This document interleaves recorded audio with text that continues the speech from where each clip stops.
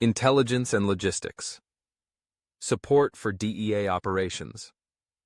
In the complex war on drugs, where cartels operate like paramilitary organizations and jungles become battlegrounds, the U.S. Drug Enforcement Administration has often needed more than just agents with badges. They've needed battlefield support. That's where Blackwater came in. With experience in high-threat environments and a reputation for no-nonsense execution, Blackwater quietly became an asset to the DEA, providing intelligence and logistical support in operations that stretched from Latin America to Afghanistan. Officially, the DEA is a law enforcement agency, not a combat force.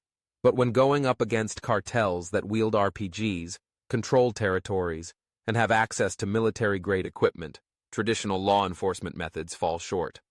The DEA, in conjunction with other agencies, began deploying task forces into dangerous regions where drugs were produced, processed, and trafficked.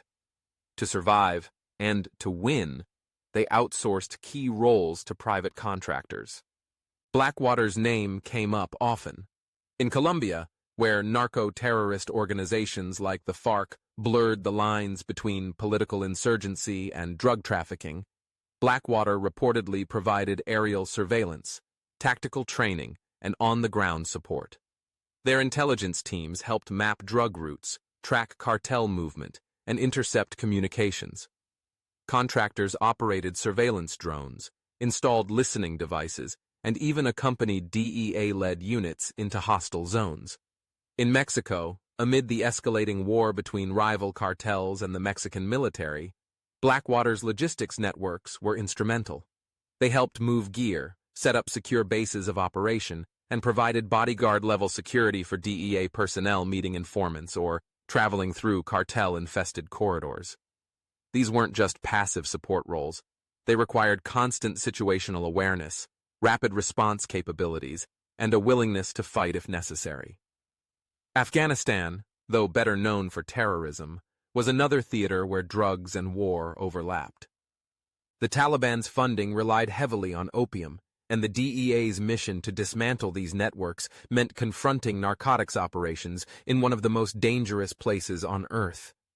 Blackwater operatives, already embedded in various missions across the region, were tapped to assist with both intelligence collection and logistical operations tied to anti-narcotics raids.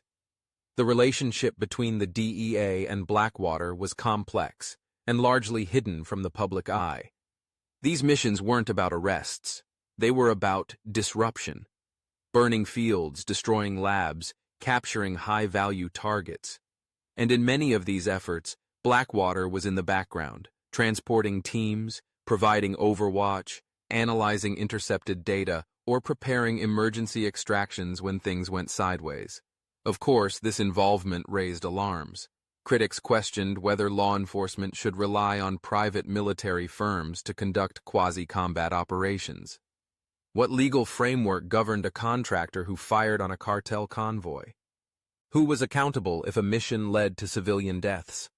These questions often went unanswered, buried beneath layers of national security secrecy and cross-border jurisdictional ambiguity. Yet, for the agencies in the field, the results often justified the means. Cartel labs were wiped out, drug mules were intercepted. Informants survived long enough to provide key intelligence. Blackwater brought the tactical discipline of war to a battle that was increasingly indistinguishable from one. Their role in DEA operations demonstrated a wider truth about modern conflict. Whether fighting terror or trafficking, the line between law enforcement and warfare has become dangerously thin. And in that narrow space, Blackwater operated with ruthless precision, unofficial, unacknowledged, and often indispensable.